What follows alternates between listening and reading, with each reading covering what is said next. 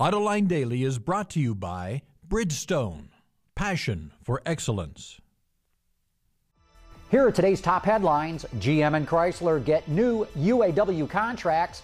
Honda announces pricing of the Insight. And Chinese automaker Chery announces it's forming a luxury brand. Up next, we'll be back with the news behind the headlines.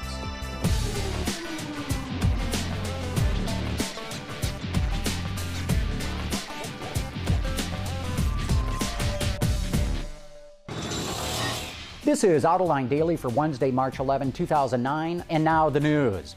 Yesterday, we reported that Ford got a new labor contract with the UAW. Now, GM and Chrysler have got one too. But the Detroit Free Press reports that GM's contract has major differences, notably no mandatory requirement for physical examinations of workers for job placements. And there's other changes that, quote, better fit the GM UAW culture. Ford's contract was ratified by a nearly 60% majority. The GM and Chrysler contracts are expected to be ratified too. Yesterday, we also reported that Visteon was rumored to be ready to file for Chapter 11. Thankfully, it didn't happen. Instead, the company paid $16 million in interest on bonds and said it was going to continue to try and manage its way through the current crisis. Maybe they can hold on long enough to get some of that government money that suppliers are asking for. Honda announced the price of its new Insight hybrid in the American market, and just as everyone was expecting, it came in at just under $20 grand, $19,800 to be exact.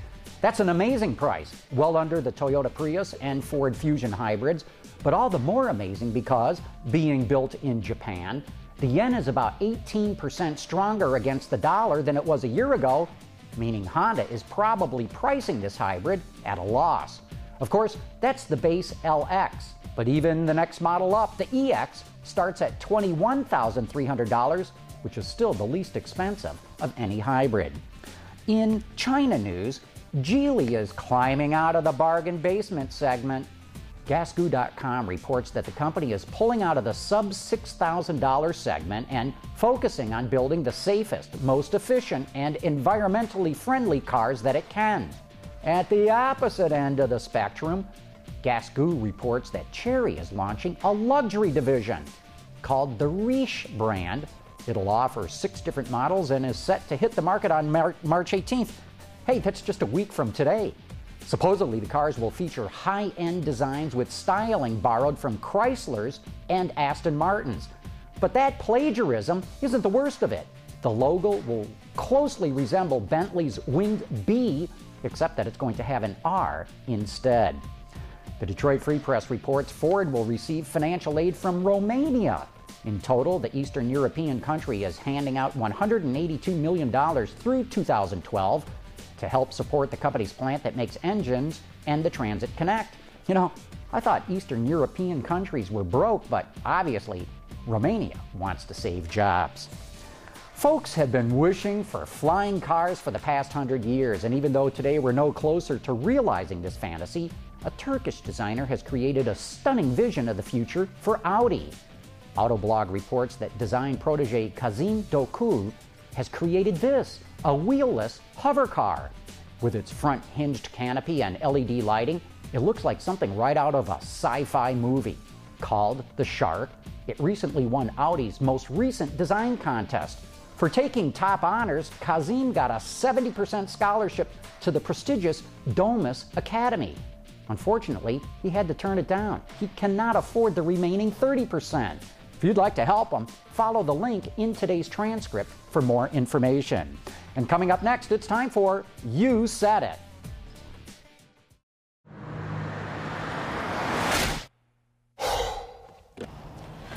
Changing tires out here could be dangerous, but with these tires, I don't need to worry. Bridgestone. And now it's time for some of your feedback. This is You Said It. Every day we get all kinds of comments and questions from you, our viewers. You Said It gives me a chance to respond. We've got a couple of audio emails that came in, starting with Nathan Keeley from Columbus, Ohio.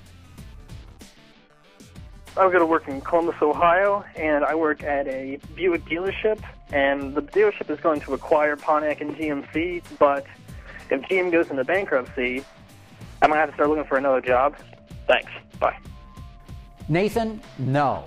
Even if GM goes into Chapter 11, it will still stay in business. Chapter 11 is set up to try and save companies that have a strong foundation. Now, there's still a question as to whether people will buy cars from a company that's in Chapter 11, but my guess is enough of them will. The next audio email, which is something of an embarrassment to me, regarding one of our trivia questions, comes from John Berg in Oakland, California. And I'm calling with a comment about last week's trivia question about the year that General Motors acquired Saab Motor Company. When I checked on popular websites like Wikipedia, it does say that 1990 was the year of the acquisition. But when I looked at General Motors' website and also at Saab's website, they state that the merger occurred in 1989, and the formal announcement was made in December of 1989. So I think that the trivia question answer may be incorrect. Let me know if I'm right. Thanks, John.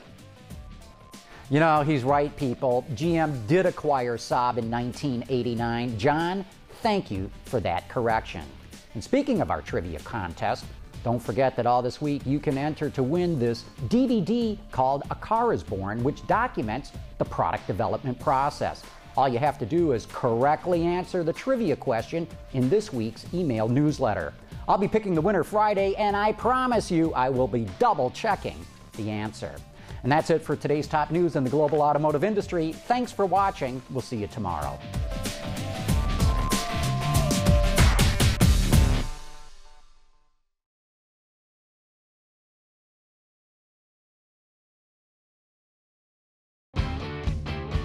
Visit our website for even more great content all week long. Autoline Extra, Dawn's Journal, podcasts, and even more. So click over and get the inside view at AutolineDetroit.tv.